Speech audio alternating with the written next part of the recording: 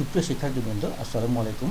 আজকে আমরা দেখব উচ্চ মাধ্যমিক শ্রেণীর তথ্য ও যোগাযোগ প্রযুক্তি information and communication technology ICT বিষয়ের তৃতীয় অধ্যায় সংখ্যা পদ্ধতি ও digital device number system and digital device এর 3.7.12 লেসন কাউন্টার। সংজ্ঞা হচ্ছে যে ডিজিটাল ইলেকট্রনিক সার্কিট সময়ের সাথে সিকোয়েন্স বজায় রেখে ইনপুটে দেওয়া ক্লক পালস এর সংখ্যা গুনতে পারে তাকে কাউন্টার বলে। এই sequential digital electronic circuit flip flop ও লজিক গেটের সমন্বয়ে গঠিত। কাউন্টারে n সংখ্যক ফ্লিপ ফ্লপ থাকলে তার মডুলাস হবে 2n। কোনো কাউন্টারে যতটি ফ্লিপ ফ্লপ ব্যবহার করা হয় এটিকে তত বিটের কাউন্টার হিসেবে ব্যবহার করা যাবে। কাউন্টারের ইনপুট পালসকে কাউন্ট পালস বলা হয়, যা নিয়মিত বা অনিয়মিত যে কোনো ক্লক পালস হতে পারে। কাউন্টার এক ধরনের রেজিস্টার যা বিশেষ কাজের জন্য ব্যবহার করা হয়। যে কাউন্টার বাইনারি ধারাবাহিকতা অনুসরণ করে তাকে বাইনারি কাউন্টার বলে। কাউন্টার সর্বাধিক যতটি সংখ্যা গুনতে পারে তাকে তার মোড নাম্বার বা মডুলাস বলে, অর্থাৎ একটি কাউন্টার প্রথম ধাপ থেকে শুরু করে আবার প্রথম ধাপে ফিরে আসতে যতগুলো ধাপ প্রয়োজন তাকে ওই কাউন্টারের মোড নাম্বার বলে। 3 বিট বাইনারি কাউন্টারের ধাপ 0 থেকে শুরু করে 001, 010, 011, 100, 101, 110, 111, 111, 1 2 3 4 5 6 7 8টা। আচ্ছা, এখন আমরা এই কাউন্টারের প্রকারভেদ। কাউন্টার হচ্ছে দুই প্রকার, সিনক্রোনাস কাউন্টার এবং অ্যাসিনক্রোনাস কাউন্টার। সিনক্রোনাস কাউন্টার হচ্ছে যে ডিজিটাল ইলেকট্রনিক সার্কিটের কাউন্টারে একটিমাত্র ক্লক পালস ব্যবহার করে সবকটি ফ্লিপ ফ্লপের অবস্থার পরিবর্তন ঘটানো হয় তাকে সিনক্রোনাস কাউন্টার বলে। এই কাউন্টারে সবগুলো ফ্লিপ ফ্লপের ক্লক পালস ইনপুট হিসেবে একসাথে যুক্ত থাকে এবং ফ্লিপ ফ্লপগুলো ইনপুট পালস দ্বারা ট্রিগার হয়, যেমন রিং কাউন্টার, মোড কাউন্টার, এগুলো up counter, down counter.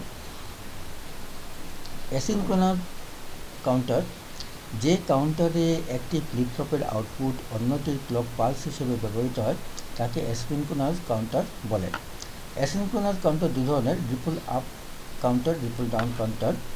Ripple up counter হচ্ছে যে কাউন্টার ছোট নম্বর থেকে বড় নম্বরের দিকে পর্যায়ক্রমিকভাবে গণনা করা হয় তাকে রিপল আপ কাউন্টার বলে, যেমন 0 1 2 3 4 5 ইত্যাদি।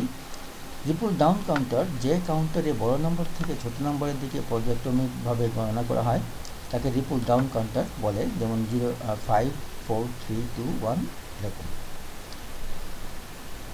নিচে খুবই সহজ একটি রিপল কাউন্টারের লজিক সার্কিট আঁকা হয়েছে। সার্কিটে দেখানো না হলেও প্রথমে সবগুলো ফ্লিপ ফ্লপ রিসেট করে নিতে হবে যাতে সব কিউ এর মান 0 হয়, তাহলে সবগুলো কিউ নটের মান 1 হবে। আমরা জানি কিউ এর বিপরীত মান হয় কিউ নটের, কিউ 0 হলে কিউ নট হবে 1। সার্কিটটি সহজ করার জন্য কিউ নট উপরে এবং কিউ নিচে আঁকা হলো। এখানে সবচেয়ে গুরুত্বপূর্ণ বিষয়টি হচ্ছে সব ফ্লিপ ফ্লপ একই ক্লক পালস পাচ্ছে না। সব ফ্লিপ ফ্লপ একই ক্লক পালস পাচ্ছে না। শুধু প্রথমটা অরিজিনাল আসল ক্লক পালস পাবে, পরের ফ্লিপ ফ্লপগুলো আগেরটার আউটপুটের সিগন্যালকে পরেরটার ক্লক পালস হিসেবে গণ্য করা হবে। কেবলমাত্র প্রথম ফ্লিপ ফ্লপটি আসল ক্লক পালস পেলেও অন্য ফ্লিপ ফ্লপগুলো তার আগের ফ্লিপ ফ্লপের আউটপুট কিউ এর সিগন্যালকে তার ক্লক পালস হিসেবে ব্যবহার করছে। এবার প্রতি ক্লক পালসে প্রথম ফ্লিপ ফ্লপের কিউ নট এর মান ডি এর মধ্য দিয়ে কিউতে লোড হবে। যেহেতু ডি এর মানের বিপরীত মানটি অর্থাৎ কিউ নট এ লোড হয়, তাই প্রথম ফ্লিপ ফ্লপে কিউ এর মান একবার 0 এবং পরের বার 1 হতে থাকবে। দ্বিতীয় ফ্লিপ ফ্লপে কিউ কে কিউ 1 এর ক্লক পালস হিসেবে ব্যবহার করা হচ্ছে, অর্থাৎ কিউ হচ্ছে এটাকে দ্বিতীয় ফ্লিপ ফ্লপের কিউ 1 এর ক্লক পালস হিসেবে ব্যবহার করা হচ্ছে কিউ কে কিউ 1 এর। তাই দ্বিতীয় ফ্লিপ ফ্লপের আউটপুট কিউ পরিবর্তিত হবে প্রকৃত ক্লক পালসের দুটি পালস পরপর অর্থাৎ দুইবার 0 দুইবার 1 হতে থাকবে। একইভাবে তৃতীয় ফ্লিপ ফ্লপে Q1কে Q2 এর ক্লক পালস হিসেবে ব্যবহার করা হচ্ছে। Q1কে এটাকে Q2 এর ক্লক পালস, এটা Q2 অর্থাৎ ফ্লিপ ফ্লপ 3 এর Q2 এর ক্লক পালস হিসেবে ব্যবহার করা হচ্ছে ফ্লিপ ফ্লপ 2 এর Q1কে। তাই তৃতীয় ফ্লিপ ফ্লপের আউটপুট Q পরিবর্তিত হবে প্রকৃত ক্লক পালসের 4 পালস পরপর, এবং চতুর্থ ফ্লিপ ফ্লপে চতুর্থ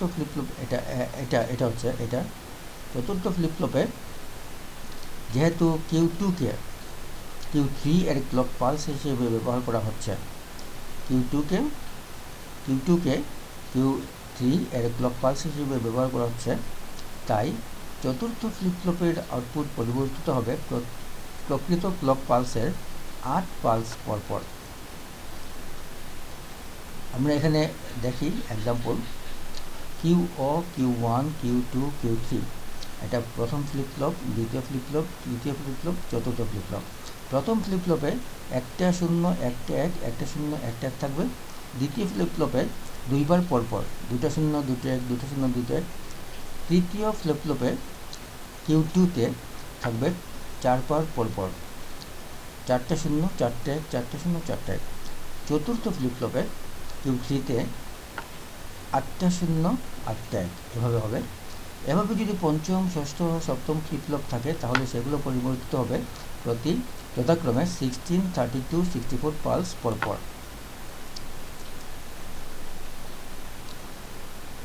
সত্য সারণীতে প্রথম QO এর মান সব চেয়ে ডানে বসিয়ে Q1, Q2, Q3 ক্রমান্বয়ে বাম দিকে বসানো হয়েছে। বসানোর কারণে দেখা যাচ্ছে QO, Q1, Q2, Q3 আসলে একটি কাউন্টারের আউটপুট, যেটি ক্লক পালসকে বাইনারি সংখ্যা গুনতে পারছে, বাইনারি সংখ্যা হিসেবে গুনছে। এখানে আমরা দেখি QO প্রথম ফ্লিপ ফ্লপে হচ্ছে 0 1 1 0 1 1 1 0 1 1। দ্বিতীয় ফ্লিপ ফ্লপে 2 0 2 1 2 0 2 1। তৃতীয় ফ্লিপ ফ্লপে 4 0 4 1। চতুর্থ ফ্লিপ ফ্লপে 8 0 8 1 এভাবে হবে। এভাবে যদি পঞ্চম, ষষ্ঠ, সপ্তম থাকে তাহলে 16টা 32টা 64টা 0 64 1 এভাবে হবে। আশা করি তোমরা বিষয়টা বুঝতে পেরেছো। ধন্যবাদ।